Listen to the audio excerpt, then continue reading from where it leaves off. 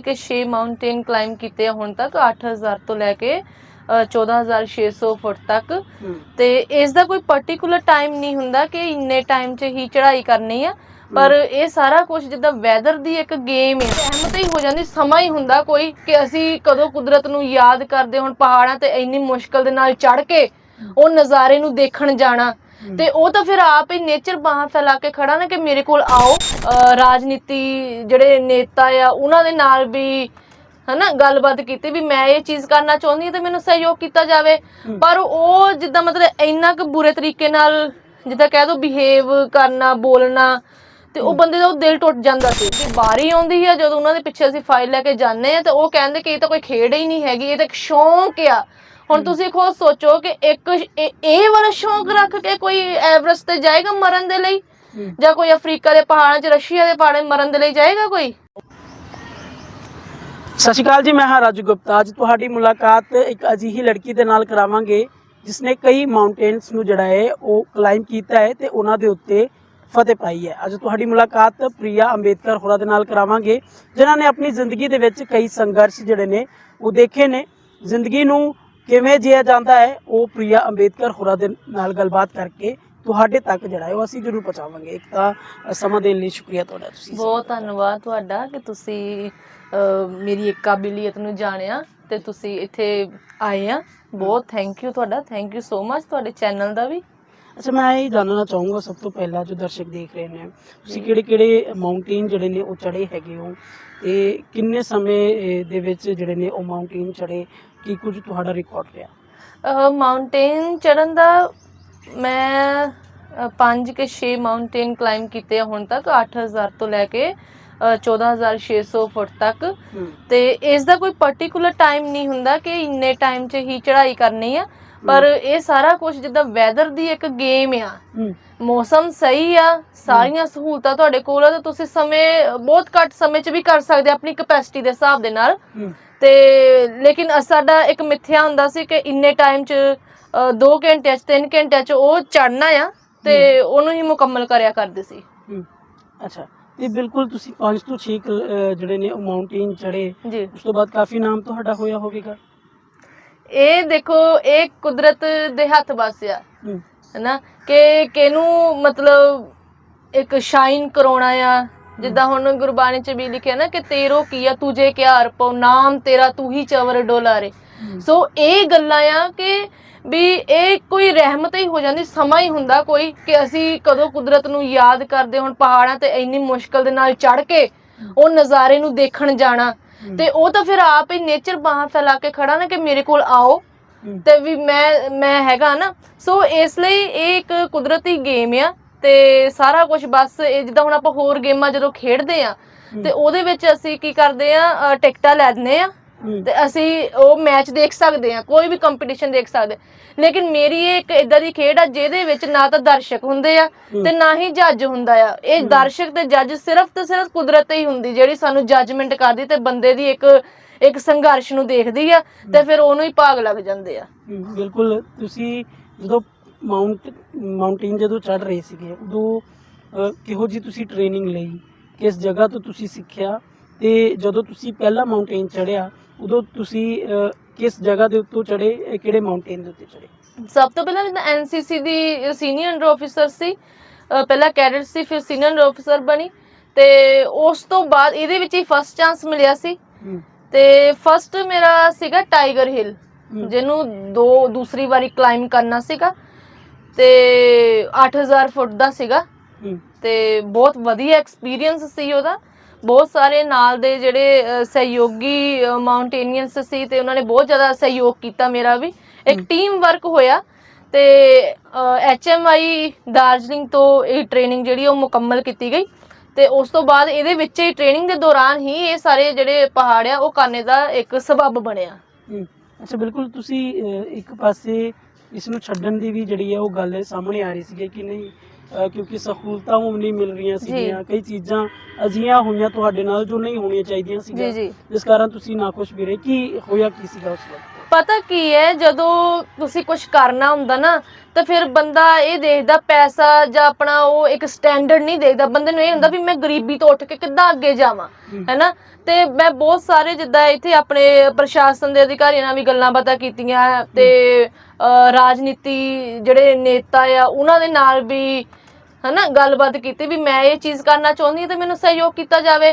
ਪਰ ਉਹ ਜਿੱਦਾਂ ਮਤਲਬ ਇੰਨਾ ਕੁ ਬੁਰੇ ਤਰੀਕੇ ਨਾਲ ਜਿੱਦਾਂ ਕਹਿ ਦੋ ਬਿਹੇਵ ਕਰਨਾ, ਬੋਲਣਾ, ਤੇ ਉਹ ਬੰਦੇ ਦਾ ਉਹ ਦਿਲ ਟੁੱਟ ਜਾਂਦਾ ਸੀ। ਪਰ ਫਿਰ ਇਹੋ ਜਿਹੀਆਂ ਜਦੋਂ ਚੀਜ਼ਾਂ ਦੇਖੀਆਂ ਕਿ ਕਦੋਂ ਕੋਈ ਸਪਾਂਸਰ ਆਊਗਾ, ਕਿ 9 ਸਾਲ ਹੋ ਗਏ ਆ ਕਿ ਵੀ ਹਨਾ ਪ੍ਰੈਕਟਿਸ ਕਰਦੇ ਆ ਇੱਥੋਂ ਤੱਕ ਕਿ ਵੀ ਕੋਈ ਕੋਚ ਵੀ ਸਾਨੂੰ ਹੱਥ ਨਹੀਂ ਪਾਉਂਦਾ। ਫਿਰ ਮਤਲਬ ਕਈ ਵਾਰੀ ਨਿਰਾਸ਼ਾ ਹੁੰਦੀ ਆ। ਹੁਣ ਵੀ ਪਿੱਛੇ ਜਿਹਾ ਇਲੈਕਸ਼ਨ ਹੋਏ ਸੀਗੇ ਤੇ ਮੈਨੂੰ ਬਹੁਤ ਸਾਰੇ ਰਾਜਨੇਤਾ ਆਉਂਦੇ ਸੀ, ਘਰ ਆਉਂਦੇ ਸੀ ਕਿ ਵੀ ਅਸੀਂ ਖੁਦ ਤੈਨੂੰ ਕਰਾਂਗੇ ਸਪਾਂਸਰ। ਪਰ ਜਦੋਂ ਸਪਾਂਸਰਸ਼ਿਪ ਦੀ ਵਾਰੀ ਆਉਂਦੀ ਹੈ, ਜਦੋਂ ਉਹਨਾਂ ਦੇ ਪਿੱਛੇ ਅਸੀਂ ਫਾਈਲ ਲੈ ਕੇ ਜਾਂਦੇ ਆ ਤਾਂ ਉਹ ਕਹਿੰਦੇ ਕਿ ਇਹ ਤਾਂ ਕੋਈ ਖੇਡ ਹੀ ਨਹੀਂ ਹੈਗੀ, ਇਹ ਤਾਂ ਇੱਕ ਸ਼ੌਂਕ ਆ। ਹੁਣ ਤੁਸੀਂ ਖੁਦ ਸੋਚੋ ਕਿ ਇੱਕ ਇਹ ਵਾਲਾ ਸ਼ੌਂਕ ਰੱਖ ਕੇ ਕੋਈ ਐਵਰੈਸਟ ਤੇ ਜਾਏਗਾ ਮਰਨ ਦੇ ਲਈ, ਜਾਂ ਕੋਈ ਅਫਰੀਕਾ ਦੇ ਪਹਾੜਾਂ 'ਚ, ਰਸ਼ੀਆ ਦੇ ਪਹਾੜਾਂ 'ਚ ਮਰਨ ਦੇ ਲਈ ਜਾਏਗਾ ਕੋਈ? ਇਹ ਸ਼ੌਂਕ ਇੱਕ ਸਿਰ ਇਹਨੂੰ ਸ਼ੌਂਕ ਕਿਹਾ ਜਾ ਸਕਦਾ ਆ? ਕੋਈ ਸ਼ੌਂਕ ਪਗਾਉਣ ਲਈ ਇੱਕ ਜਲ ਦੇ ਦਰਿਆ ਦੇ ਵਿੱਚ ਕੋਈ ਥੋੜਾ ਨਾ ਕੋਈ ਛਾਲ ਮਾਰੇਗਾ। ਤੇ ਇਹੋ ਜਿਹੀਆਂ ਜਦੋਂ ਗੱਲਾਂ ਬਣਦੀਆਂ ਨਾ ਤੇ ਉਹ ਥੋੜਾ ਬੰਦੇ ਦਾ ਮਨ ਡੋਲ ਜਾਂਦਾ ਕਿ ਵੀ ਛੱਡ ਦਈਏ। ਪਰ ਕਹਿੰਦੇ ਹੁੰਦੇ ਨਾ ਕਿ ਵੀ ਜਿਹੜਾ ਨੇਚਰ ਨੇ ਤੁਹਾਨੂੰ ਕੀ ਗੁਣ ਦਿੱਤਾ ਆ, ਤੁਹਾਨੂੰ ਕਿਹੜੇ ਰਸਤੇ ਤੇ ਪਾਇਆ, ਉਹ ਤੁਸੀਂ ਚਾਹ ਕੇ ਵੀ ਉਹ ਚੋਂ ਬਾਹਰ ਨਹੀਂ ਨਿਕਲ ਸਕਦੇ ਜਦੋਂ ਤੁਹਾਡਾ ਜ਼ਮੀਰ ਤੁਹਾਨੂੰ ਮੋਟੀਵੇਟ ਕਰਦਾ ਹੋਵੇ। ਸੋ ਇਸ ਲਈ ਜਦੋਂ ਮੈਂ ਬੁੱਧਾ ਨੂੰ ਪੜ੍ਹਿਆ ਵੀ ਉਹ ਬੁੱਧਾ ਇੱਕ ਇਹੋ ਜਿਹਾ ਇਨਸਾਨ ਸੀ ਜਿਹਨੇ ਬਿਨਾਂ ਗੁਰੂ ਦੇ ਪਰਮ ਗਿਆਨ ਹਾਸਲ ਕੀਤਾ ਸੀ ਨਾ। ਤੇ ਉਹਨਾਂ ਨੇ ਇਹੀ ਕਿਹਾ ਸੀ ਕਿ ਆਪਣਾ ਦੀਪਕ ਆਪ ਬਣੋ। ਸੋ ਇਹ ਜਿਹੜੀਆਂ ਗੱਲਾਂ ਸੀ ਕਿ ਆਪਣਾ ਦੀਪਕ ਆਪ ਬਣਨਾ, ਫਿਰ ਮੈਂ ਇਹੀ ਸੋਚਿਆ ਕਿ ਵੀ ਹੁਣ ਜੇ ਮੇਰਾ ਨਾਮ ਗੂਗਲ ਤੱਕ ਵੀ ਪਹੁੰਚ ਗਿਆ, ਗੂਗਲ ਵੀ ਦੱਸਦਾ ਕਿ ਪ੍ਰਿਆ ਅੰਬੇਦਕਰ ਕੌਣ ਆ, ਵੀ ਉਹ ਮੈਂ ਆਪਣਾ ਦੀਪਕ ਇੱਕ ਆਪ ਬਣੀ ਸੀ ਤੇ ਅੱਗੇ ਆਉਣ ਵਾਲੇ ਸਮੇਂ ਵਿੱਚ ਵੀ ਮੈਂ ਆਪਣੇ ਆਪ ਨੂੰ ਖੁਦ ਹੀ ਰਚਨਾਵਾਂਗੀ। ਬਿਲਕੁਲ, ਆਪਾਂ ਖੜੇ ਹੋ ਕੇ ਗੱਲਬਾਤ ਕਰਦੇ ਹਾਂ। ਇਹ ਮੈਨੂੰ ਜ਼ਰੂਰ ਦੱਸਿਓ ਪ੍ਰਿਆ ਜੀ, ਜਦੋਂ ਤੁਸੀਂ ਚੜ੍ਹੇ ਸੀਗੇ, ਜਦੋਂ ਮਾਊਂਟ ਐਵਰੈਸਟ ਦੇ ਵਿੱਚ 5 ਤੋਂ 6 ਤੁਸੀਂ ਮਾਊਂਟ ਜਿਹੜੇ ਨੇ ਉਹ ਕਲਾਈਮ ਕੀਤੇ ਹੈਗੇ ਆ, ਤੇ ਉਸ ਤੋਂ ਬਾਅਦ ਤੁਹਾਨੂੰ ਪਪੂਲੈਰਿਟੀ ਬੜੀ ਮਿਲੀ ਹੋਵੇਗੀ, ਲੋਕ ਬੜੇ ਸਮਰਥਨ ਕਰ ਰਹੇ ਹੋਣਗੇ।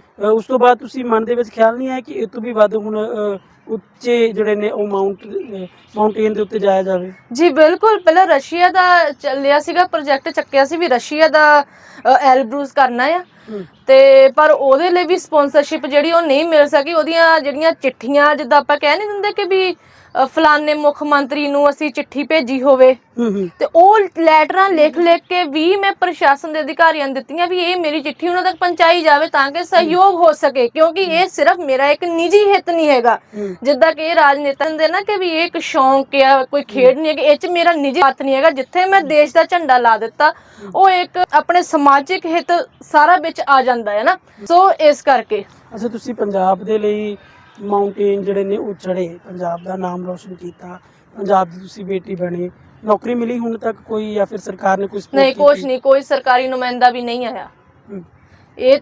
ਇਹ ਫਿਰ ਉਹੀ ਗੱਲ ਹੋ ਜਾਂਦੀ ਹੈ ਨਾ ਵੀ ਫਿਰ ਕਿਸੇ ਲਈ ਨਹੀਂ ਕਰਨਾ, ਸਿਰਫ ਇੱਕ ਦੇਸ਼ ਦੇ ਲਈ ਕਰੋ, ਕਿਉਂਕਿ ਨਾ ਦੇਸ਼ ਤੋਂ ਪਹਿਲਾਂ ਕੋਈ ਹੁੰਦਾ ਤੇ ਨਾ ਹੀ ਦੇਸ਼ ਤੋਂ ਬਾਅਦ ਕੋਈ ਹੁੰਦਾ।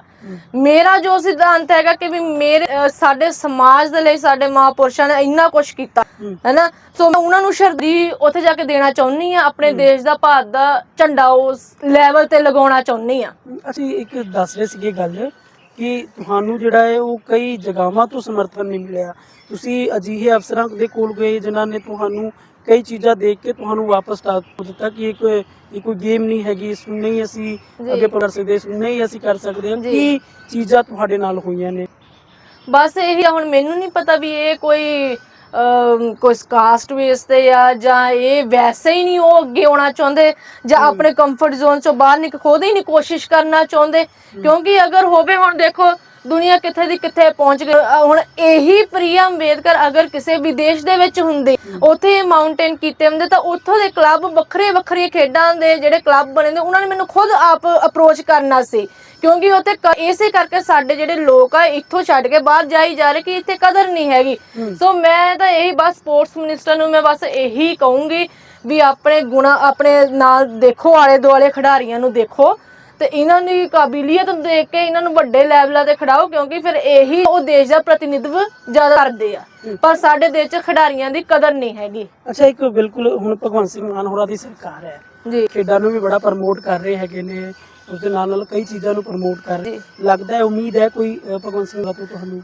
ਨੂੰ ਉਮੀਦ ਤਾਂ ਨਹੀਂ ਹੈਗੀ, ਕਿਸੇ ਤੇ ਵੀ ਨਹੀਂ ਹੈਗੀ, ਕਿਉਂਕਿ ਹੁਣ ਕਿੰਨਾ ਚਿਰ ਹੋ ਗਿਆ ਤੱਕਨ ਮੇਰੇ ਕੋਲ 20 ਤੋਂ 25 ਜਿਹੜੇ ਜਰਨਲਿਸਟ ਸਰਕਾਰ ਆਏ ਆ, ਹਰ ਇੱਕ ਨੇ ਆਪਣੇ ਚਰਾਹੀ ਗੱਲ ਰੱਖੀ ਆ। ਹੁਣ ਕੌਣ ਹੈ ਜਿਹੜਾ ਨਹੀਂ ਸੋਸ਼ਲ ਮੀਡੀਆ ਚ ਹਰ ਕੋਈ ਚਲਾਉਂਦਾ ਆ, ਤੇ ਉਹ ਦੇਖਦੇ ਨਾ ਹੋਣਗੇ। ਸੋ ਇਸੇ ਕਰਕੇ ਮੈਂ ਬਸ ਇਹੀ ਸੋਚਿਆ ਹੈ ਕਿ ਵੀ ਹੋਰ ਮੈਂ ਕਿਹੜੇ ਨਾਲ ਕੰਮ ਕਰ ਸਕਦੀ ਆ ਜਿਹਦੇ ਨਾਲ ਮੈਨੂੰ ਅੱਗੇ ਵਧਣ ਦਾ ਮੌਕਾ ਮਿਲੇ ਤੇ ਮੈਂ ਆਰਥਿਕ ਪੱਖੋਂ ਮਜ਼ਬੂਤ ਹੋ ਸਕਾਂ, ਤੇ ਮੈਂ ਖੁਦ ਨੂੰ ਵੀ ਤੇ ਨਾਲ ਲੱਗਦੇ ਹੋਰ ਬੱਚਿਆਂ ਨੂੰ ਵੀ ਸਪਾਂਸਰ ਕਰਕੇ ਉਹ ਪਹਾੜਾਂ ਨਾਪਣ ਲਈ ਭੇਜ ਸਕਦੀ ਆ। ਜੇ ਤੁਸੀਂ ਸੁਪਨਾ ਕੀ ਦੇਖਿਆ ਸੀਗਾ, ਕਿਹੜੀ ਪਹਾੜੀ ਚੜ੍ਹਨ ਦਾ ਸੁਪਨਾ ਤਾਂ ਮੇਰਾ ਹਿਮਾਲਿਆ ਪਰਬਤ ਜਿਹੜਾ ਸਿਖਰ ਆ ਨਾ ਵਿਸ਼ਵ ਦਾ, ਵੀ ਉਸ ਤੇ ਬੈਠਣਾ ਆ, ਉਹ ਤੇ ਆਪਣੇ ਭਾਰਤ ਦਾ ਝੰਡਾ ਲਾਉਣਾ ਆ, ਚਾਹੇ ਮੇਰੀ ਜਾਨ ਤੇ ਬਣ ਜਾਵੇ, ਪਰ ਉਹ ਝੰਡਾ ਉੱਥੇ ਲੱਗ ਕੇ ਰਹੂਗਾ। ਅਗਰ ਮੌਕਾ ਮਿਲਦਾ ਆ ਤਾਂ ਮੈਂ ਰਾਤੋਂ ਰਾਤ ਜਾਣ ਨੂੰ ਉੱਥੇ ਤਿਆਰ ਆ। ਤੇ ਬਸ ਇਹੀ ਖੁਆਬ ਆ ਕਿ ਇਹਦੇ ਨਾਲ ਪਹਿਲੇ ਹੀ ਤਾਂ ਮੇਰੀ ਅਪਰੋਚ ਇਹੀ ਹੈ ਐਵਰੈਸਟ ਆ, ਤੇ ਇਹਦੇ ਨਾਲ ਵਿਸ਼ਵ ਦੇ ਜਿਹੜੇ 7 ਪਹਾੜ ਆ, 7 ਕੰਟੀਨੈਂਟ ਆ, ਉਹਨਾਂ ਨੂੰ ਫਤਿਹ ਕਰਨੇ ਦਾ ਮੇਰਾ ਇੱਕ ਖੁਆਬ ਆ। ਅੱਛਾ, ਬਿਲਕੁਲ ਸਪਾਂਸਰਸ਼ਿਪ ਦੀ ਗੱਲ ਬੜੀ ਕਰ ਰਹੇ ਹੋ, ਕਿਸੇ ਨੇ ਵੀ ਨਹੀਂ ਦਿੱਤਾ ਤੁਹਾਨੂੰ? ਕਿਉਂਕਿ ਜਦੋਂ ਕੋਈ 5 ਮਾਊਂਟੇਨ ਚੜ੍ਹ ਕੇ ਆਉਂਦਾ ਹੈ उसका भी काफ़ी ਹੁੰਦਾ ਹੈ, ਉਸਨੂੰ ਲੋਕ ਜਾਣਨ ਲੱਗ ਪੈਂਦੇ ਨੇ। ਓਬਵੀਅਸ ਕੋਈ ਮੰਤਰੀ ਆਇਆ ਹੋਵੇਗਾ ਤੁਹਾਡੇ ਕੋਲ, ਕੋਈ ਆਇਆ ਹੋਵੇਗਾ ਤੁਹਾਡੇ ਕੋਲ, ਜਾਂ ਐਮਐਲਏ ਆਇਆ ਹੋਵੇਗਾ? ਬਸ ਇਹ ਐਮਐਲਏ ਬਸ ਕਹਿਣ ਆਉਂਦੇ ਰਹੇ ਆ ਵੀ ਅਸੀਂ ਤੁਹਾਨੂੰ ਸਪਾਂਸਰ ਕਰਾਂਗੇ, ਤੁਸੀਂ ਸਾਨੂੰ ਆਪਣੀ ਫਾਈਲ ਦਿਓ, ਪਰ ਅੱਜ ਤੱਕ ਕੋਈ ਇਹੋ ਜਿਹੀ ਗੱਲਬਾਤ ਨਹੀਂ ਹੋਈ, ਕਿਉਂਕਿ ਇੱਕ ਮਿਡਲ ਕਲਾਸ ਫੈਮਿਲੀ ਆਪਣੇ ਘਰਾਂ ਦੇ ਵਿੱਚ ਲੱਖਾਂ ਰੁਪਏ ਨਹੀਂ ਬੈਠਾ ਹੁੰਦਾ ਹੈਨਾ। ਤੇ ਇਹ ਖੇਡ ਜਿਹੜੀ ਆ ਇਹ ਤਾਂ ਹੈਗੀ ਸਾਰੀ ਪੈਸੇ ਦੀ ਆ। ਹੁਣ ਇਹ ਆ ਪੈਰਾਗਲਾਈਡਿੰਗ ਖੇਡ ਆ, ਸੋ ਇਹ ਸਾਰੀਆਂ ਹੀ ਖੇਡਾਂ ਜਿਹੜੀਆਂ ਉਹ ਸਪਾਂਸਰਸ਼ਿਪ ਤੇ ਹੀ ਹੁੰਦੀਆਂ। ਕੋਈ ਵੀ ਆਪਾਂ ਕੋਈ ਵੀ ਇੰਟਰਨੈਸ਼ਨਲ ਖਿਡਾਰੀ ਆ, ਉਹ ਆਪਣੇ ਪੱਲਿਓ ਥੋੜੀ ਲੱਖਾਂ ਰੁਪਏ ਖਰਚ ਕੇ ਤਾਂ ਜਾਊਗਾ, ਉਹਦੀ ਕਾਬਲੀਅਤ ਹੀ ਉਹਨੂੰ ਲੈ ਕੇ ਜਾਂਦੀ ਆ। ਬਿਲਕੁਲ, ਬਸ ਇਹ ਚੀਜ਼ਾਂ ਆ। ਅੱਛਾ, ਹੁਣ ਪੈਰਾਗਲਾਈਡਿੰਗ ਕਰ ਦਿੱਤੀ ਹੈ, ਕੀ ਗੱਲ ਹੈ? ਹੁਣ ਮਾਊਂਟੇਨ ਤੋਂ ਨਹੀਂ, ਇਹ ਮਾਊਂਟੇਨ ਚੜ੍ਹਨੇ ਛੱਡੇ ਨਹੀਂ ਹੈਗੇ। ਇਹ ਅਗਰ ਇਹ ਗੱਲ ਹੋਈ ਹੋਵੇ ਨਾ ਕਿ ਵੀ ਮੈਂ ਹੁਣ ਦੂਸਰਾ ਰਸਤਾ ਇਖਤਿਆਰ ਲਿਆ ਤਾਂ ਮੈਨੂੰ ਤਾਂ ਨਹੀਂ, ਇਹ ਪਹਾੜਾਂ ਚੋਂ ਮੈਨੂੰ ਬਹੁਤ ਕੁਝ ਮਿਲਿਆ ਆ। ਇੰਨੀ ਕੁ ਇੱਜ਼ਤ ਮਾਣ ਸਤਿਕਾਰ ਹੋਇਆ, ਮਤਲਬ ਸਾਡੇ ਸਮਾਜ ਦੇ ਰਾਜਨੀਤੀ ਨੇਤਾ ਆ ਉਹਨਾਂ ਨੇ ਨਹੀਂ ਮੇਰਾ ਕੋਈ ਸਪੋਰਟ ਕੀਤਾ ਕਿਸੇ ਵੀ ਪੱਖੋਂ, ਆਰਥਿਕ ਪੱਖੋਂ ਜਾਂ ਉਦਾਂ, ਪਰ ਜਿਹੜੇ ਸਾਡੇ ਸਮਾਜ ਦੇ ਲੋਕ ਆ ਜਿਨ੍ਹਾਂ ਨੇ ਮੈਨੂੰ ਸੱਦ ਕੇ ਸਨਮਾਨਿਤ ਕੀਤਾ, ਉਹ ਮੇਰੀ ਆਰਥਿਕ ਤੌਰ ਤੇ ਬਹੁਤ ਮਦਦ ਕੀਤੀ ਹੈ ਨਾ, ਮੇਰੀ ਹਰ ਪਾਸੋਂ ਮੈਨੂੰ ਸਹਿਯੋਗ ਕੀਤਾ ਆ। ਤੇ ਬਸ ਇਸੇ ਕਰਕੇ ਮੈਂ ਇਹ ਚੀਜ਼ ਛੱਡ ਨਹੀਂ ਸਕਦੀ। ਤੇ ਜਿਹੜੀ ਪੈਰਾਗਲਾਈਡਿੰਗ ਆ ਉਹ ਮੈਂ ਇੱਕ ਆਪਣਾ ਅਲੱਗ ਤੋਂ ਡਰ ਕੱਢਣਾ ਚਾਹੁੰਦੀ ਸੀ, ਕਿਉਂਕਿ ਜਦੋਂ ਮੈਂ ਪਹਿਲੀ ਵਾਰ ਜਹਾਜ਼ ਬੈਠੀ ਸੀ ਤਾਂ ਮੈਨੂੰ ਡਰ ਲੱਗਾ ਸੀ, ਤੇ ਫਿਰ ਮੈਂ ਉਦੋਂ ਹੀ ਇਹ ਖੁਆਬ ਸੋਚਿਆ ਸੀ ਵੀ ਮੈਂ ਇੱਕ ਦਿਨ ਹਵਾ 'ਚ ਨਾ ਆ, ਤੇ ਐਵਰੈਸਟ ਤੇ ਅਸੀਂ ਚੜ੍ਹ ਕੇ ਵੀ ਰਿਕਾਰਡ ਬਣਾ ਸਕਦੇ ਆ, ਤੇ ਐਵਰੈਸਟ ਤੇ ਜਿੱਦਾਂ ਸਕਾਈ ਡਾਈਵਿੰਗ ਕਰਕੇ ਵੀ ਰਿਕਾਰਡ ਬਣਾਇਆ ਜਾ ਸਕਦਾ ਕਿ ਵੀ ਤੁਸੀਂ ਕਿੰਨੇ ਟਾਈਮ 'ਚ ਲੈਂਡ ਕੀਤੇ ਆ। ਸੋ ਇਸ ਕਰਕੇ ਪੈਰਾਗਲਾਈਡਿੰਗ ਨੂੰ ਵੀ ਚੂਜ਼ ਕੀਤਾ ਕਿ ਮਤਲਬ ਇੱਕ national hike and fly pilot ਦਾ। ਸੋ ਇਹ ਆਪਣੇ ਤੇ ਡਿਪੈਂਡ ਆ ਕਿ ਅਸੀਂ ਕਿੰਨੇ ਗੁਣਾਂ ਨੂੰ ਆਪਣੇ ਨਾਲ ਜੋੜ ਸਕਦੇ ਆ। ਠੀਕ, ਆਖਰ ਦੇ ਵਿੱਚ ਇਹੀ ਪੁੱਛੂੰਗਾ ਕਿ ਤੁਹਾਡਾ ਸੁਪਨਾ ਹੈ? ਸੁਪਨਾ ਕੀ? ਸੁਪਨਾ ਹੈਗਾ ਕਿ ਪਹਾੜਾਂ ਨੂੰ ਨੱਥ ਪਾਉਣੀ ਤੇ ਵਿਸ਼ਵ ਦੀ ਸਟਰੋਂਗੈਸਟ ਵਿਮਨ ਦਾ ਖਿਤਾਬ ਆਪਣੇ ਨਾਮ ਕਰਨਾ, ਤੇ ਨਾਲ ਪੜ੍ਹਾਈ ਦੇ ਵਿੱਚ ਵੀ PhD ਦੀ ਡਿਗਰੀ ਕਰਨੀ ਹੈ। ਤੇ ਇਹ ਸਾਰਾ ਕੁਝ ਹੋਊਗਾ ਕਿਉਂਕਿ ਇਹ ਮੇਰਾ ਦ੍ਰਿੜ ਹੈ। 9 ਸਾਲ ਹੋ ਗਏ ਮੈਨੂੰ ਇਸੇ ਗਰਾਊਂਡ 'ਚ ਅਭਿਆਸ ਕਰਦੀ ਨੂੰ, 9 ਸਾਲ ਹੋ ਗਏ ਇਹੀ ਸੁਪਨਾ ਪਾਲੇ ਨੂੰ, ਤੇ ਇਹ ਇੱਕ ਨਾ ਇੱਕ ਦਿਨ ਜਿਹੜਾ ਆ ਉਹ ਨਹੀਂ ਵੀ ਕੋਈ ਸਾਥ ਦਿੰਦਾ ਤਾਂ ਪੂਰਾ ਹੋਊਗਾ। ਪਰ ਜੇ ਆ ਦੇ ਦੇਣ ਤਾਂ ਬਹੁਤ ਬੜਾ, ਜੇ ਮੈਨੂੰ ਕਿਸੇ ਹੋਰ ਰਾਜ ਨੇ, ਹੋਰ ਕਿਸੇ ਸਟੇਟ ਦੇ ਗਵਰਨਮੈਂਟ ਅਗਰ ਮੈਨੂੰ ਸਪਾਂਸਰ ਕਰਦੀ ਆ ਤਾਂ ਫਿਰ ਮੈਂ ਉਹਨਾਂ ਦੇ ਥਰੂ ਹੀ ਖੇਡਾਂਗੀ। ਇਸ ਲਈ ਅਗਰ ਬੈਟਰ ਹੈ ਕਿ ਜੇ ਮੈਨੂੰ ਪੰਜਾਬ ਸਰਕਾਰ ਕਰ ਦੇਵੇ, ਮੈਂ ਪੰਜਾਬ ਸਰਕਾਰ ਨੂੰ ਹੀ ਉੱਥੇ ਜਿਹੜਾ ਆਪਣਾ ਨਾ ਸਟੇਟ ਨੂੰ ਰਿਪਰੈਜ਼ੈਂਟ ਕਰਾਂਗੀ ਕਿ ਵੀ ਪੰਜਾਬ ਵੱਲੋਂ ਖੇਡਣ ਆਈ ਹੈ। ਤੇ ਅਦਰਵਾਈਜ਼ ਜੇ ਮੈਨੂੰ ਕੋਈ ਹੋਰ ਦੇਸ਼ ਲੈ ਕੇ ਜਾਂਦਾ ਆ ਜਾਂ ਮੈਨੂੰ ਹੋਰ ਕੋਈ ਸਟੇਟ ਜਾਂਦੀ ਆ ਤਾਂ ਫਿਰ ਦੇਖੋ, ਫਿਰ ਤਾਂ ਮੈਨੂੰ ਉਧਰ ਜਾਣਾ ਪਏਗਾ, ਉਹਨੂੰ ਹੀ ਰੀਪ ਕਰਨਾ ਪਏਗਾ। ਪਰ ਮੈਂ ਚਾਹੁੰਦੀ ਹਾਂ ਕਿ ਵੀ ਮੇਰਾ ਪੰਜਾਬ ਸਰਕਾਰ ਹੀ ਮਦਦ ਕਰ ਦੇਵੇ ਤਾਂ ਬਹੁਤ ਧੰਨਵਾਦ। ਬਿਲਕੁਲ, ਘਰ ਦੇ ਮਾਹੌਲ ਕਿਹੋ ਜਿਹੇ ਨੇ? ਕਿਉਂਕਿ ਘਰ ਦੇ ਵੀ ਕਹਿੰਦੇ ਹੋਣਗੇ ਯਾਰ ਵਾਰੀ ਤੁਸੀਂ ਟਰਾਈ ਕਰ ਲਿਆ, ਕੋਈ ਮਦਦ ਤਾਂ ਕਰ ਨਹੀਂ ਰਿਹਾ, ਕੋਈ ਸਪਾਂਸਰ ਤਾਂ ਕਰ ਨਹੀਂ ਰਿਹਾ, ਛੋਟੀ ਕਿਹੜੇ ਕੰਮ ਰਹੇ ਹੋ, ਹੁਣ ਵਿਆਹ ਕਰਨ ਦਾ ਵੀ ਵੇਲਾ ਜਿਹੜਾ ਹੋ ਚੱਲਿਆ, ਕਈ ਚੀਜ਼ਾਂ ਘਰ ਦੇ ਵਿੱਚ ਚੱਲਦੀਆਂ ਨੇ, ਉਸਨੂੰ ਕਿਵੇਂ ਮੈਨੇਜ ਕਰਦੇ ਤੁਸੀਂ? ਘਰ ਦੇ ਜਿੱਦਾਂ ਇਹ ਗੱਲਾਂ ਹੁੰਦੀਆਂ ਆ ਕਿ ਵੀ ਕੋਈ ਸਾਥ ਤਾਂ ਦੇਣ ਆਉਂਦਾ ਨਹੀਂ ਹੈਗਾ, ਫਿਰ ਉਹਨਾਂ ਨੂੰ ਇਹ ਕਹੀਦਾ ਵੀ ਜਿਹੜਾ ਜੇ ਕੋਈ ਬਹੁਤ ਵੱਡੇ ਲੈਵਲ ਤੇ ਨਹੀਂ ਸਾਥ ਦੇ ਸਕਦਾ ਤਾਂ ਚਲੋ ਇੱਕ ਛੋਟੇ ਲੈਵਲ ਤੇ ਤਾਂ ਕਰਦੇ ਹੀ ਆ, ਮੇਰਾ ਉਹਦਾ ਸਹਿਯੋਗ ਕਰਦੇ ਨਾ, ਪਰ ਮੈਂ ਤੁਹਾਨੂੰ ਪਹਿਲਾਂ ਵੀ ਦੱਸਿਆ ਨਾ ਕਿ ਜਦੋਂ ਤੁਹਾਡਾ ਜ਼ਮੀਰ ਤੁਹਾਨੂੰ ਮੋਟੀਵੇਟ ਕਰ ਦੇਵੇ ਨਾ ਤਾਂ ਫਿਰ ਤੁਸੀਂ ਨਹੀਂ ਰੋਕ ਸਕਦੇ, ਕੋਈ ਨੂੰ ਕਿੰਨਾ ਰੋਕੇ ਤੁਸੀਂ ਨਹੀਂ ਰੋਕੇ। ਸੋ ਮੇਰੀ ਮੈਰਿਜ ਹੋ ਚੁੱਕੀ ਹੈ ਤੇ ਮੇਰਾ ਸਹੁਰਾ ਪਰਿਵਾਰ ਮੈਨੂੰ ਬਹੁਤ ਜ਼ਿਆਦਾ ਸਪੋਰਟ ਕਰਦੇ ਆ ਇਸ ਮਾਮਲੇ ਦੇ ਵਿੱਚ, ਤੇ ਮੈਂ ਬਹੁਤ ਖੁਸ਼ਕਿਸਮਤ ਆ। ਇਹ ਸਾਰਾ ਕੁਝ ਹੀ ਜੋ ਵੀ ਮੈਨੂੰ ਮਿਲਿਆ ਇਹ ਸਿਰਫ ਮਾਊਂਟੇਨ ਦੇ ਵਿੱਚੋਂ ਮਿਲਿਆ। ਸੋ ਮੈਂ ਉਹ ਲਾਈਨ ਨੂੰ ਛੱਡ ਨਹੀਂ ਸਕਦੀ, ਹੈਨਾ। ਤੇ ਇਸ ਲਈ ਹੋਵੇ ਪੈਰਾਗਲਾਈਡਿੰਗ ਹੋਵੇ ਜਾਂ ਕੋਈ ਹੋਰ ਗੇਮ ਹੋਵੇ, ਉਹ ਕਿਤੇ ਨਾ ਕਿਤੇ ਜਿੱਦਾਂ ਕਹਿੰਦੇ ਨਾ ਕਿ ਘੁੰਮ ਕੇ ਫਿਰ ਉਸੇ ਮੰਜ਼ਿਲ ਤੇ ਆਉਣਾ, ਉਹ ਰਸਤਾ ਉਹੀ ਆ। ਤੇ ਇਸ ਲਈ ਹਿਮਾਲਿਆ ਪਰਬਤ ਹੋਏਗਾ ਇੱਕ ਦਿਨ। ਠੀਕ ਹੈ, ਸ਼ੁਕਰੀਆ ਜੀ, ਤੁਸੀਂ ਥੈਂਕ ਸਮਾਂ ਯੂ, ਬਹੁਤ ਦਿੱਤਾ। ਧੰਨਵਾਦ। ਤਾਂ ਪ੍ਰਿਆ ਅੰਬੇਦਕਰ ਇਹਨਾਂ ਦੇ ਨਾਲ ਗੱਲਬਾਤ ਕੀਤੀ ਹੈ। ਇਹਨਾਂ ਦਾ ਸੁਪਨਾ ਹੈ ਕਿ ਹਿਮਾਲਿਆ ਪਰਬਤ ਜਿਹੜਾ ਹੈ ਉਹ ਫਤਿਹ ਕਰਨਾ ਹੈ ਤੇ ਪੂਰੀ ਦੁਨੀਆ ਦੇ 7 ਜੋ ਪਹਾੜੀਆਂ ਨੇ, ਕੰਟੀਨੈਂਟ ਨੇ, ਉਹਨਾਂ ਨੂੰ ਵੀ ਫਤਿਹ ਕਰਨਾ ਇਹਨਾਂ ਦਾ ਸੁਪਨਾ ਹੈ। ਉਮੀਦ ਵੀਡੀਓ ਤੁਹਾਨੂੰ ਚੰਗੀ ਲੱਗੀ ਹੋਵੇਗੀ। ਜੇਕਰ ਵੀਡੀਓ ਚੰਗੀ ਲੱਗੀ ਹੈ ਵੱਧ ਤੋਂ ਵੱਧ ਇਸ ਵੀਡੀਓ ਨੂੰ ਜ਼ਰੂਰ ਸ਼ੇਅਰ ਕਰੋ।